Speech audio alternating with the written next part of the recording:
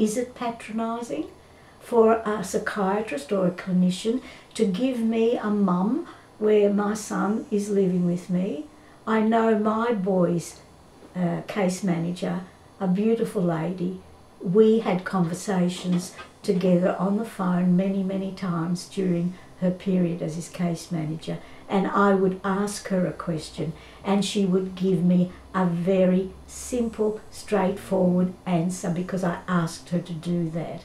And the most lovely thing she did was when my husband was dying, I was really very worried. I was really very worried about the response of my son towards his father as he was passing away. We had palliative care coming to the house, and on the phone she said to me, "Kelly, make sure you keep your son in the loop.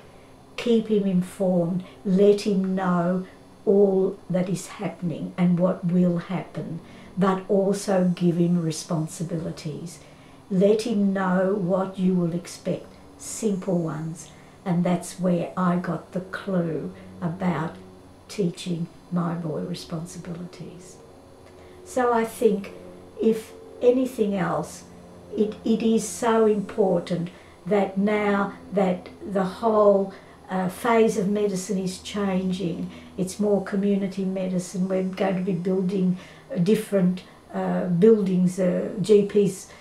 There's a whole lot of new words coming out. Maybe GPs will be handling more people with psychiatric illness. I don't know the future what it'll be, but I sense there will be changes. And I think unless the changes include the way we communicate with families, we're not going to have the successful outcomes that we need. It's not only taking the tablets, it's more than that.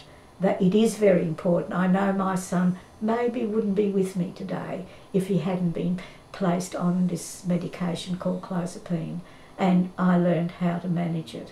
But just recently, another family from an ethnic group has been asked that their son be put on clozapine, and would I talk to the family about it?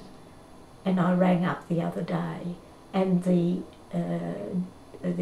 details about after effects on clozapine have been translated in a number of languages, which is great.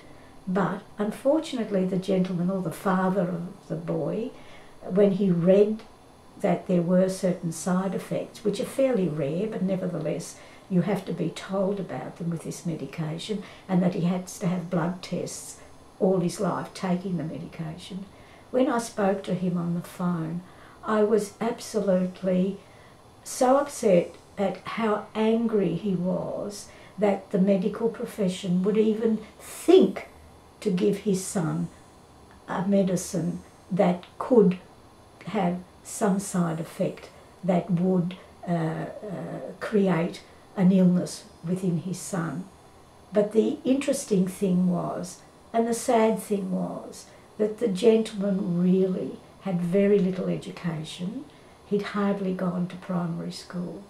So his understanding of the way the letter or the message was written was interpreted to him by the interpreter. So there are times when the communication between a clinician and a family needs to be really clearly understood, because there's a very big responsibility there. I know that that father will not allow the doctors to give his son the chance that my son had. Obviously, we know that the issues, we knew the issues at the time, and my son has now become the favourite person at the blood testing organisation that he goes every month. And he's accepted it, and he feels so much better and is able to cope with his life. But I think this poor boy who's at the moment at a CCU unit may not have that opportunity, because in his parents' culture it's what father says, father does.